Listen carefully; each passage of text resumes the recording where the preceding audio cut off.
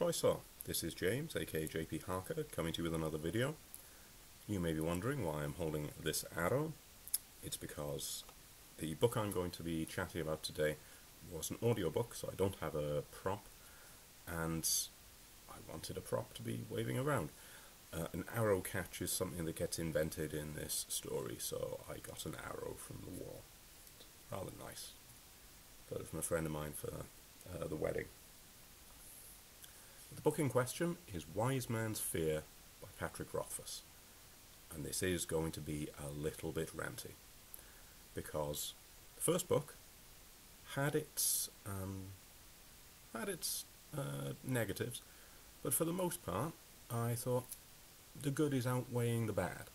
I was rather uncertain of it, but there was enough in there that made me want to try the next one, and that is a rarity for me. Normally, if the first one doesn't really grab me, I don't tend to continue a series. But with this one I thought, I'll have a crack at it, see what happens. And it began very promisingly. I'm not going to talk too much about the plot. People know the plot. We're back at Magic University with our wonderfully, wonderfully, wonderfully talented young man who can wonderfully, wonderfully do pretty much everything to anyone. And that's how does he become Coat after all of this? And we're back there and we're going to go on some adventures. I just couldn't get into it. I just couldn't enjoy it. Some of the stuff I liked was there, but it was over and done at the start. This was one of the problems. Was young Coat, when he's at the university, for one thing, that takes far too much book time. We didn't need it. But while he's at there, there's a rather fun teacher called Elodine, who is very, very eccentric to the point of maybe being crazy. I really liked him in the first book, and when I started the second book, Elodine was in it early on and had a brilliant time. Minor spoiler, the line, "Whose room is this?" That's the question. That actually had me laughing out loud, the sort of pranky side of this teacher. I've had teachers like that, and I really, really enjoyed that. I really enjoyed the plum prank that our dreadful jackass enemy does. I enjoyed Elodine's, let him into the library, it's alright, you can cut off his thumbs if he messes up again. Things like that, I enjoyed. And I enjoyed, I think it's Ole. She was good. The rest of it, however, very much dragged. We spent a very, very long time pretty much getting nowhere.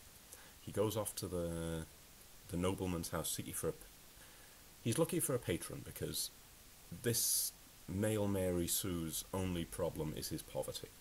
And he would like to have a patron, as well as he wants to have access to libraries to study the Chandrian.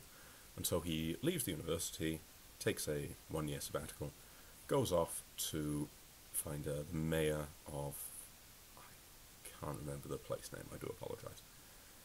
And he's looking to serve him and do him a favour with his courtship, because our boy is, of course, a wonderful singer and writer of songs and a wonderful musician, and is, despite the fact that he keeps saying he's no good with women, is actually irresistible and charming and all of that jazz.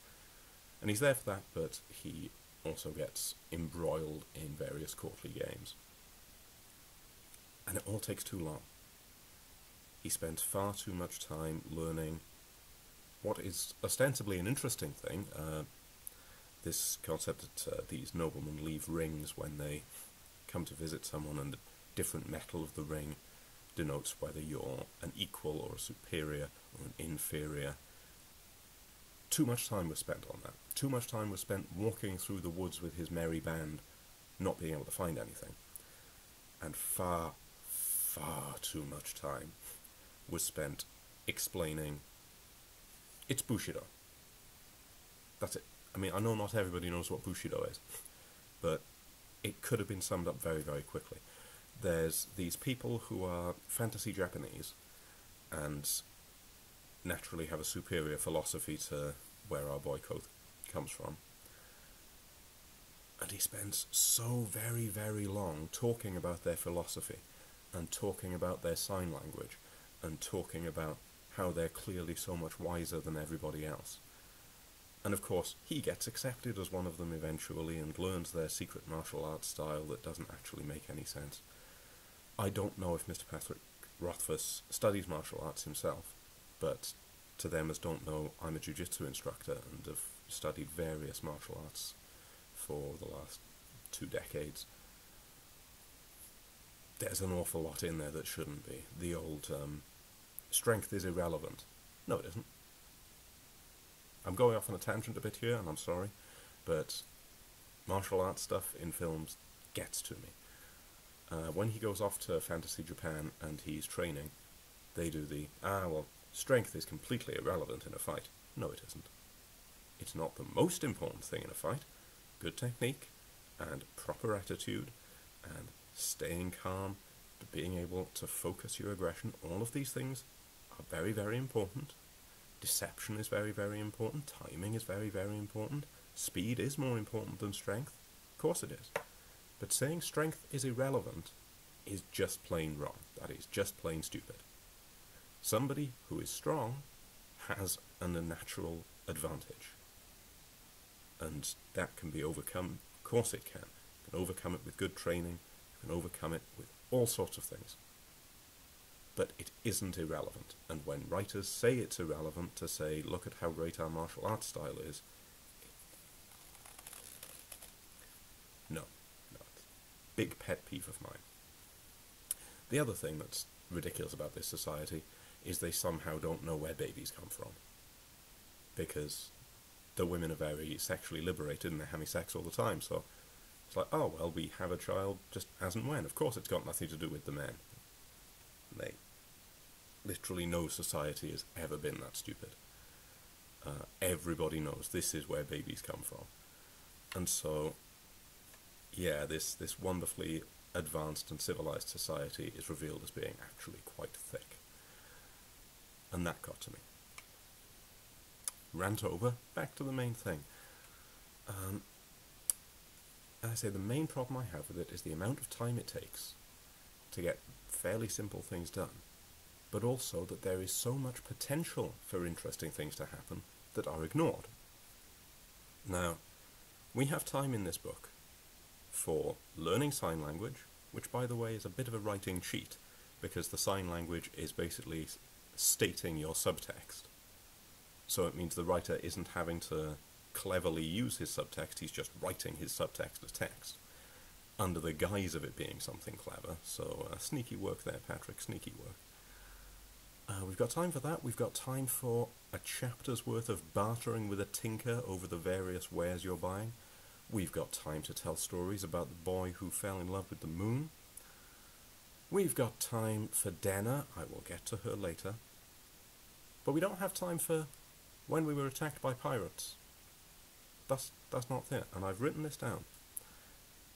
On the way to his new adventure, Quoth gets attacked by pirates, and they're shipwrecked, and he loses all his money, and ends up sort of in poverty again, because that's his only flaw, so we have to get him back to that again. And the actual line, "These events have little to do with the heart of the story, I must pass them over." And you think, say what now?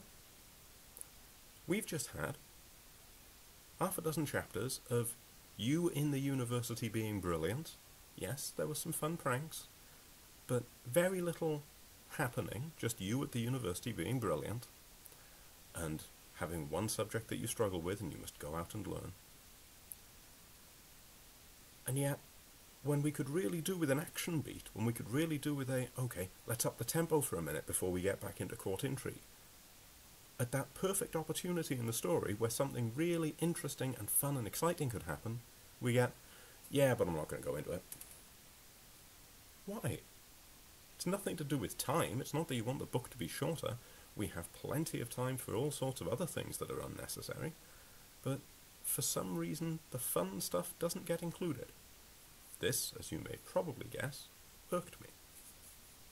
But not as much. again, I did say at the start this would be a bit ranty.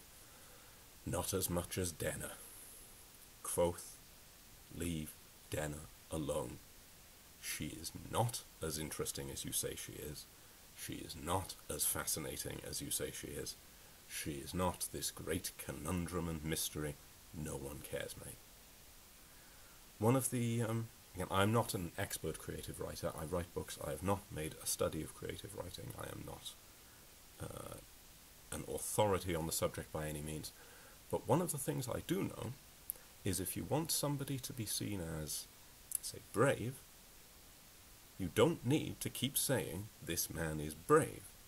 If you want somebody to come across as clever, you don't have to keep saying, this woman is clever, because it should come across. It should come across in how the other characters respond, and what this character does, and how they relate to the reader. Denna is described as a mystery and an enigma all the time, and I, for one, don't care. I find nothing interesting about her. The great mystery of her patron I worked out fairly early on, and I already have a pretty good idea of what her dreadful secret is. There's nothing mysterious from the reader's perspective, and when you hear Quoth banging on about how intriguing she is, it's just annoying. What's worse, to me, is Denna, whether she's actually on the game or not, is left up in the air, but she has an awful lot of male admirers and gets an awful lot of gifts from them, and doesn't stick around for long.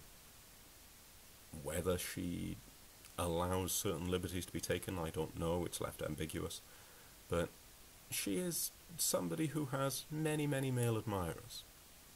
Our boy Quoth is madly in love with her. And instead of trying to accept that this person is not going to be with me, maybe I should be with some of these other brilliant girls. Devi is brilliant. She's intelligent, she's capable. She has magical abilities that are even better than his sometimes. She is an interesting person. Devi, make her the love interest. Fela, I think it's Fela or Fela, I'm not sure how to pronounce.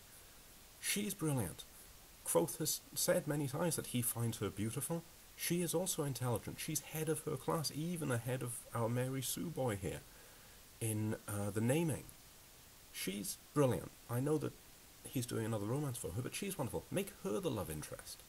Denna is just rubbish. And the worst thing he does is he says, you know what? All these men admiring her, she gives up on them after a while.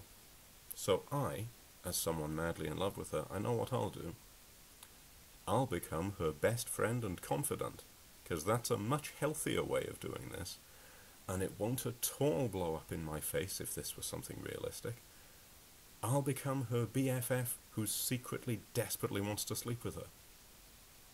That's much better.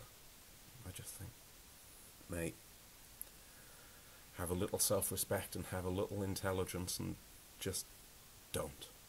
So that really annoyed me. I'll say again, I did warn that this would be a rant. So unfortunately, even though Wise Man's Fear had a lot in it that could have been really good, I just couldn't enjoy it. That thing with the rings and the nobleman, that was clever stuff. The fighting in the woods, when we actually got around to it, that was good stuff. Fantasy Japan, if it had been condensed and some of the stupider stuff left out of it, that could have been really good. The idea that singing isn't something that you do in public, it's an intimate thing, and the idea that they utilize this sign language amongst themselves, that is interesting. Just be a bit less, right, let's go off on one. Just a little more control over it, maybe. It's hard to explain. There's so much potential there, and so much in it that I had hoped would be in there, and so much that I think, if we had just tweaked that a little bit, it would have been cracking stuff. But it isn't. And so much is missed, and so much that's good gets left aside or barely mentioned, and so much that's, I won't be mean to say actively bad, but so much stuff that is far less good and more waffly gets kept in. And it means I've recently found out that the third book isn't out yet, and I will not be getting it when it is. This book has lost me, unfortunately. So, yeah, I should probably end my ranting there before I end up snapping this lovely arrow in my frustrations. As you probably guessed, the reason I'm so irritated is because I had such high hopes. If this had been some spy novel that I'd never heard of, or some fantasy book by someone that I just said, I'll pick that up, see what it is, and it had been no good, I wouldn't have minded. But this had so much potential. The first book set things up well. For all its little faults, there was so much that could have happened with this and didn't. And that aggravates me. But yeah, I'm going to leave it at that for now. That's my two penneth on Wise Man's Fear. I would not recommend it, even if you enjoyed the first book. Even if you thought that first one was really good, brace yourselves, because the next one, in my humble opinion, is something of a disappointment. I'm going to leave that there. I shall speak to you next time, hopefully with a slightly more positive outlook on what I've recently read. This is James, aka JP Harker. Will Val.